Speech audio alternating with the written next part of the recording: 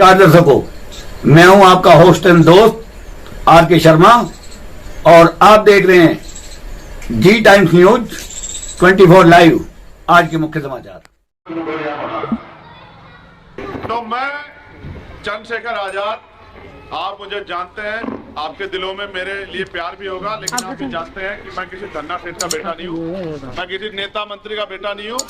मैं आप ही की तरह गांव में रहने वाले एक प्राइमरी स्कूल के हेडमास्टर का बेटा हूं और पिछले 11 साल से गांव-गांव, गली-गली, कस्बे-कस्बे, शहर-शहर, जिले-जिले, प्रदेश में जा जाके और मैं और मेरे साथी भीम आर्मी, भारत एकता मिशन के जो हमारे साथी और फिर आजाद समाज पार्टी के साथी, हम लोग दिन रात मेहनत कर रहे हैं कि बाबा साहब अम्बेडकर का सपना पूरा हो और ये देश बाबा साहब अम्बेडकर के सपनों का देश बने।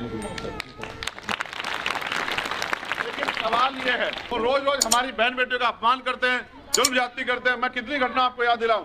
मैं एक ही घटना आपको याद दिलाऊंगा।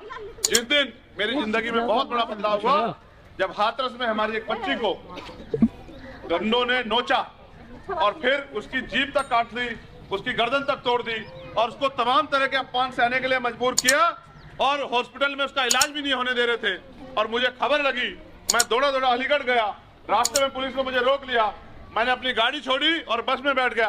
उन्होंने बस का पीछा किया, मैं बस से उतर के जंगल के रास्ते गांव में पहुंचा, वहां से मोटरसाइकिल ली और उस मोटरसाइकिल को लेके मैं पुलिस को चकमा देते हुए अलीगढ़ हॉस्पिटल में पहुंचा।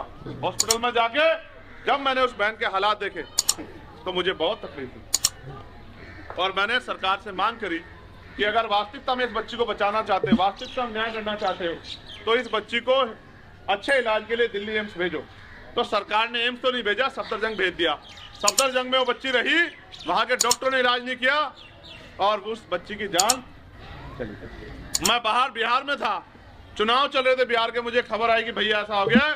मैं तत्काल फ्लाइट लेके आया और सफदरजंग हॉस्पिटल में हमने धरना दिया, लेकिन पुलिस ने हमारे लोगों के साथ मारपीट करके उस बच्ची के शव को उठा ले गए और गाँव में जाके उसकी ऐसी माए जो बैठी है, उन उसकी माँ को, उसके पिता को, उसके भाई को गेट में बंद कर दिया और उन्होंने जिद की हमें हमारी बच्ची को देखने दो, तो देखने नहीं दिया, उनको मारपीट के बंद कर दिया और बच्ची को पेट्रोल छिड़क के जाके जला दिया। जब उस बच्ची को जला दिया और मैं जब लड़ने के लिए गया तो मुझे गिरफ्तार करके मथुरा के पास कोसी कलेक्ट चौकी है, वहां पूरी रात को रखा और सुबह मुझे वो पकड़ के खड़ लिया छुटमलपुर। और जब मैं घर आ गया तो वो पुलिस वाले मेरी माँ को कह गए कि चंद्रशेखर कहो कि सरकार से टक्कर मत ले, सरकार इसको गोली मार देगी। मेरी माँ ने मुझसे कहा कि भाई चंद्रशेखर, वो पुलिस वाले मुझसे कह के गए कि ये तुझे गोली मार देंगे, तू घर से मत जा। तो मैंने अपनी माँ से पूछा, जैसी ये माँ है, मैंने पूछा कि अगर वो बेटी वो होती जिसको आपने अपनी कोख से जन्म दिया तो आप मुझे रोकती या कहती कि जा इसको न्याय दिलाओ? तो मेरी माँ की बात समझ में आई, उसने मुझे कहा कि जा उसको न्याय दिलाओ। वो दिन है और आज का दिन है जब मैं यहाँ, मेरे भाई मुझे माला पहनाते, मैंने उनको हाथ जोड़ के मना कर दिया कि माला नहीं पहनता। उस दिन मैंने तय किया और वचन दिया अपनी माँ को कि जब तक इस देश की सारी बहन बेटियां सुरक्षित नहीं हो जाएंगी, सशक्त नहीं हो जाएगी, तब तक चंद्रशेखर आजाद मन से माला नहीं पहनेगा और पूरा प्रयास करेगा कि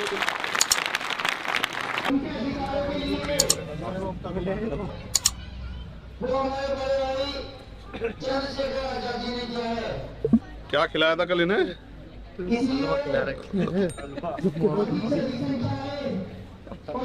शाम हो गई भाई, शाम हो गई आपको।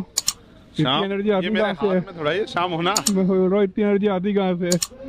मरकज के साथ जुल्म हुआ तब चंद्रशेखर आजाद खड़ा था, जब तबरेज के साथ जुल्म हुआ तब चंद्रशेखर आजाद खड़ा था, जब नासिर जुनैद का कत्ल हुआ तब चंद्रशेखर आजाद खड़ा था।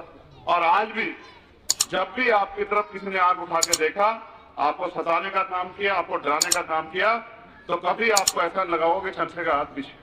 और अभी भी आप देखना, जब आप बराबर वाले पड़ोसी जिले प्रदेश में आपके खिलाफ एक और षड्यंत्र हुआ, अभी हल्द्वानी वाला हो गया, उससे पहले यूसीसी का हुआ, आप देखना जिन नेताओं को आपने वोट देकर ताकत दी वो क्या कहेंगे और चंद्रशेखर आजाद क्या कहेंगे। और अगर मैंने जाने की घोषणा कर दी ना तो सरकार के सारे कर्फ्यू वर्फ्यू हिल जाएंगे। तो अगर मैंने कह दिया झूठ से कि मैं जा रहा, अगर कोई भी मुसीबत आती है तो उसको सहने के लिए पहले आपके आगे चंद्रशेखर आजाद खड़ा है।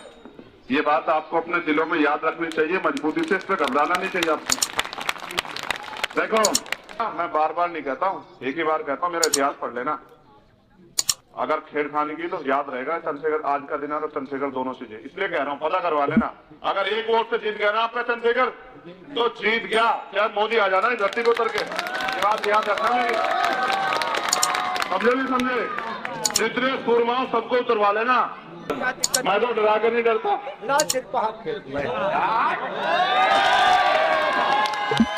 देखो आदमी पेट के लिए सारे काम करता है और मैंने पेट पे गोली खाई तो मैं जान की परवाह नहीं करता। मुझे पता है ना तो कोई जान दे सकता ना दे सकता, जिसकी दी हुई है वही लेगा। और ये है 7वां गांव। भेड़ों को पालने से अच्छा एक मजबूत आदमी अपने लिए तैयार कर लो जो देश भर में आपके बाद।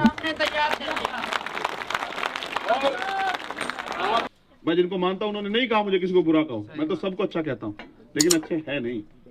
अगर अच्छे होते मेरे साथ खड़े हो कहते चलो मिलके भाजपा को रोकते हैं, समझ रहे हो? जिनका ये भी नहीं पता कि कल वो भाजपा के साथ कब चल जाएंगे, उनकी गोली भरते फिर रहे हैं कि ये भी साथ है, ये भी साथ। अब भागे ना, आप देखो ना ममता साहब ने कहा कि मैं हम तो अकेले लड़ेंगे।